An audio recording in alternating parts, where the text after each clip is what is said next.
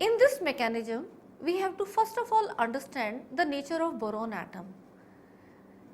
Actually, as you are already aware, the boron atom is highly electrophilic because of its empty p orbital, and the pi electrons of the alkene act as a nucleophile to attack the electrophilic boron atoms. However, the reaction is a concerted process, and what we mean by concerted process is that the entire BH3 molecule will be adding to the alkene carbon-carbon double bond simultaneously. It is not going to happen part by part, unlike the other electrophilic additions you have seen, where the electrophile attacks first, you get the intermediate carbocation and then the nucleophile attacks. Here the entire BH3 molecule is going to attack simultaneously, and that is what is called as a concerted process. So, the reaction is a concerted process and no carbocation type intermediate has ever been isolated.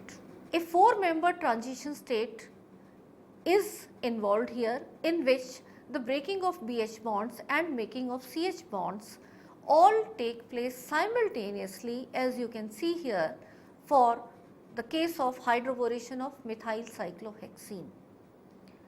And this ultimately results in the addition of H and BH2 to the place where there was a carbon-carbon double bond, as is clear from this structure.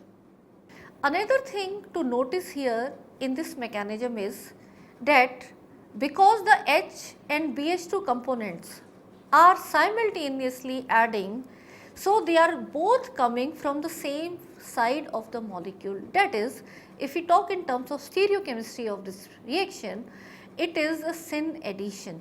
The thing to notice here is that the addition of H and BH2 happens in such a way that the BH2 components adds to the carbon which is less substituted, and H goes to the carbon which is more substituted.